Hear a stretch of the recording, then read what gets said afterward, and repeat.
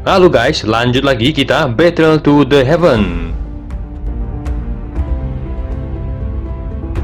Xiaoyan ditemani Yiwa saat menuju ke tempat Zulao. Dalam perjalanan ke tempat Zulao, Yiwa mengambil bentuk pria yang agak kurus berambut panjang yang diikat nampak seperti anak gadis yang culun. "Xiaoyan, mengapa Zutua mencarimu?" tanya Yiwa berbicara dengan cara agak malas. "Aku juga kurang tahu," jawab Xiaoyan. "Mereka baru saja akan masuk ke halaman dalam namun seorang penjaga menahan mereka. Orang luar tidak boleh masuk, kalian bisa pergi," kata penjaga itu dengan ketus. "Saya Xiaoyan, Panatua Zhu memintaku untuk menemuinya," kata Xiaoyan. "Kamu Xiaoyan? Kediaman Panatua Zhu tua ada di ujung kiri bangunan ini, silakan," kata penjaga itu dengan sopan. Xiaoyan akhirnya tiba di depan ruangan Zulao. "Apa kamu sudah di sini? Masuklah," kata sebuah suara yang bergema di luar ruangan. Pintu terbuka dan Xiaoyan melangkah masuk, namun suara angin kencang tiba-tiba membuatnya sedikit terkejut ketika satu cahaya tajam melesat ke arahnya. Senyum seringai muncul di wajah Xiaoyan saat melihat itu. Dia menjentikkan jarinya dan api merah melesat keluar dan menghantam cahaya tajam. Namun cahaya tajam akhirnya menerobos dan meluncur ke arah Xiaoyan. Kejutan melintas di mata Xiaoyan saat melihat itu. Cahaya emas melonjak di tubuhnya dan memblokir cahaya tajam hingga lenyap. "Itu sebenarnya tubuh abadi," kata Zutua berjalan keluar dan muncul di depan Xiaoyan. Xiaoyan sedikit mengerutkan keningnya saat melihat Zutua tiba-tiba muncul. "Boleh saya tahu siapa Panatua ini? Kenapa menyerangku?" kata Xiaoyan. "Itu tidak dapat dikatakan menyerang. Jika kamu bahkan tidak bisa menahan serangan kecil itu, maka kamu tidak akan ada di sini untuk Zutua ini," kata Zulao tersenyum. Xiaoyan terkejut saat mendengar itu. "Junior menyapa Panatua Zhu," kata Xiaoyan menangkup tangannya. "Apa kamu tahu mengapa aku mencarimu?"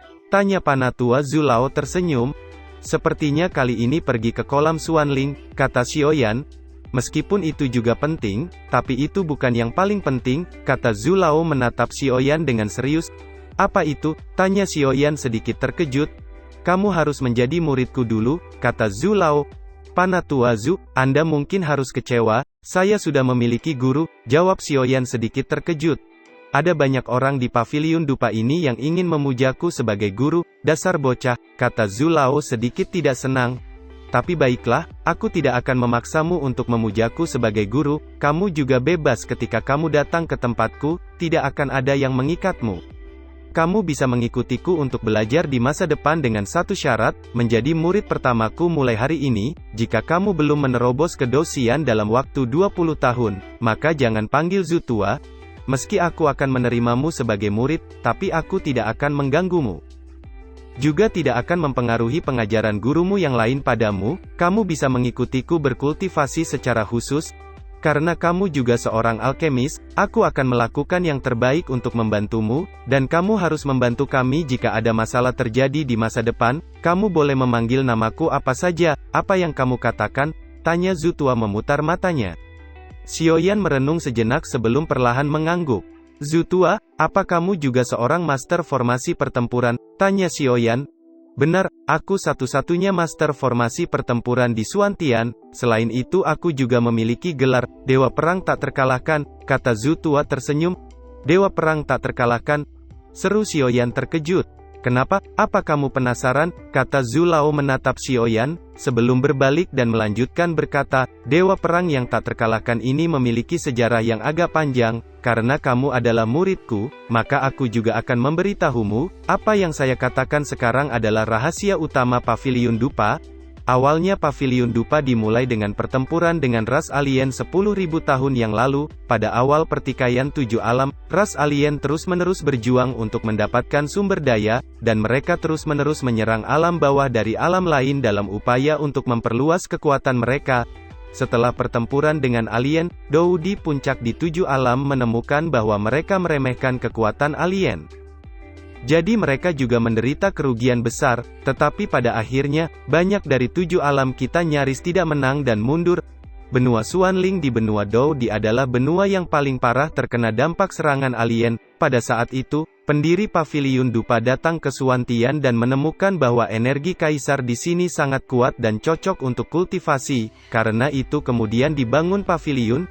Pendiri beberapa sekte super lainnya juga datang satu demi satu dan bergabung, tetapi pada saat itu, ada konflik sengit antara pendiri Paviliun Dupa dan pendiri keluarga kerajaan Xuanling. Alasan konflik adalah bahwa keluarga kerajaan Xuanling menyukai pegunungan tempat kita berada.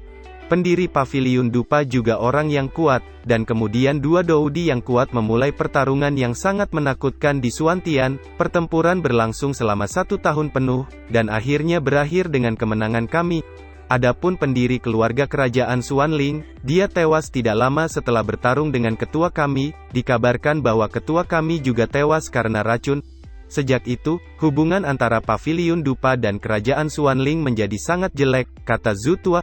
Singkat cerita, Zhu Tua akhirnya menyerahkan sebuah gulungan ke Xiaoyan. Ini adalah gulungan yang merekam keterampilan bertarung, kamu dapat menggunakan kekuatan jiwamu dan merasakannya, kata Zhu Lao. Xiaoyan sedikit mengangguk, dan perlahan menutup matanya, segera kekuatan jiwanya merembes keluar saat tangannya menyentuh gulungan. Cahaya perak melonjak keluar ketika tangannya baru saja menyentuh gulungan perak. Gulungan itu memancarkan cahaya perak dan memasuki dahi Xiaoyan. Segera beberapa teknik keterampilan bertarung terekam di pikirannya sebelum membuka matanya. Bagaimana rasanya inti formasi perak? Inti dari formasi perak ini adalah pusat kendali dari gulungan formasi ini. Kamu dapat langsung mengontrolnya melalui pikiranmu. Bagaimana? Apa kamu sudah menyerap inti dari formasi perak? Tanya Zhu Lao. Menyerapnya? Tidak, kata Xiaoyan mengerutkan keningnya. Apa? Jangan bilang padaku bahwa kamu telah memadatkan pikiranmu, kata Zhu Tua dengan ekspresi serius. Aku tidak bisa menahannya, mungkin karena relik yang aku dapatkan dari reruntuhan saat itu, jawab Xiaoyan sepertinya mengingat sesuatu. Relik, gumam Zhu Lao sedikit mengerutkan keningnya. Lupakan, selanjutnya, saya akan memberitahumu beberapa hal tentang master formasi pertempuran. Kamu harus mengerti bahwa kekuatan mental berbeda dari kekuatan jiwa. Tapi itu melengkapi kekuatan jiwa. Langkah pertama adalah menumbuhkan kekuatan spiritual, dan pembentukan formasi adalah langkah kedua. Formasi itu untuk mengepung atau menyerang musuh. Adapun 5 level lainnya, itu juga mewakili kekuatan spiritual yang sangat besar.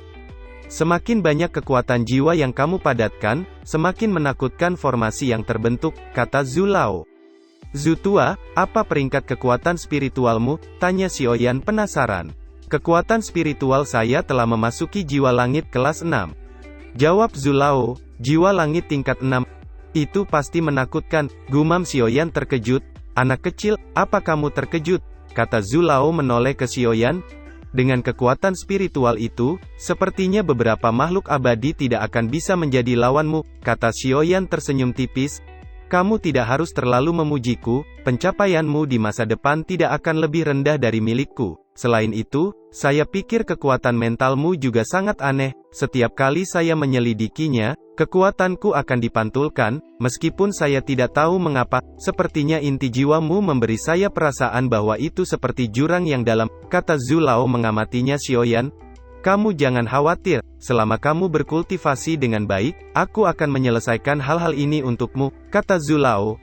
Kalau begitu terima kasih Zhu Tua, kata Xiaoyan menangkupkan tangannya. Melihat kultivasi kekuatan spiritualmu, apakah kamu sudah menguasai cara untuk mengolah kekuatan spiritual?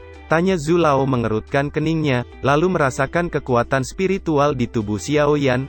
Saya telah melihat bahwa kekuatan spiritualmu telah memasuki tingkat formasi. Kamu dapat mengandalkan pelatihan yang cukup untuk menunjukkan pemahamanmu yang mendalam tentang master formasi pertempuran. Baiklah, ayo pergi dulu, aku akan mengajarimu hal-hal tambahan ketika kita kembali dari kolam Kaisar Xuanling, kata Zhu Lao melihat ke kejauhan. Sementara itu di satu ruangan nampak beberapa sosok sedang berkumpul. Lapor Pangeran ke-6, ada 3 orang yang memenuhi syarat untuk memasuki kolam Kaisar Xuanling, kata seorang prajurit. Karena sedang dalam perjalanan kali ini, biarkan aku membawa mereka kembali, kata Pangeran ke-6 dengan senyum aneh, ada penghinaan yang tajam dalam suaranya. Duhe, Pangeran ke-6 dari keluarga kerajaan Xuanling, adalah orang kuat di tahap akhir Dou di bintang 5. Orang macam apa mereka ini? Bagaimana singa bisa membuka mulut mereka untuk meminta keluarga kerajaan Xuanling kita mengajukan 3 orang mereka, kata Duhe menyeringai. Pangeran, ketiga orang itu adalah juara kompetisi perebutan poin dan memberikan kontribusi besar untuk perang melawan Kaisar Iblis, kata pengawal di sampingnya. Kenapa jadi begitu merepotkan, kata Du He sedikit gusar. Pangeran keenam, lupakan saja, mereka bertiga yang pergi ke kerajaan Xuanling pasti akan dipimpin oleh ahli pavilion dupa yang kuat, sebaiknya jangan terlibat, kata pengawal itu. Karena mereka di sini, kamu tidak boleh kembali dengan tangan kosong, kata Du He dengan tajam. Tapi pangeran, apa kamu tidak tahu watak Raja Xuanling kita? Jika itu tidak dilakukan dengan benar maka, kata pengawal itu sedikit pucat. Cukup, saya memiliki keputusan terakhir di sini, kata Du He dengan marah. Tampaknya perjalanan ke kerajaan Xuanling ini cukup menarik, kata Jin Long. Sepertinya kerajaan Xuanling benar-benar layak dikunjungi, kata Xiaoyan melihat pertempuran di langit, sebuah pertunjukan antara dua ahli puncak Dou Di. Itu hanya trik kecil untuk mengukir serangga, kekuatan avatarmu juga terlalu lemah, kata Xuanling. Kalau begitu, kalian berlima harus tinggal di pavilion dupa, kata Panatua Zhu menemukan manik-manik kuning di avatar Raja Xuanling, dan berbicara dengan nada bangga dalam suaranya. Kalau begitu mari kita coba, kata Xuanling mendengus dingin, lalu perlahan membuka mulutnya dan manik-manik kuning di tangannya juga perlahan terangkat, lalu meluncur menuju ruang di mana Panatua Zhu berada. Dimanapun manik-manik kuning lewat di sepanjang jalan, ada suara melengking yang selalu muncul di langit. Raja Xuanling, konflik antara kita akan diselesaikan cepat atau lambat, kata Zhu Lao melambaikan tangannya dan douci petir segera melonjak di tubuhnya.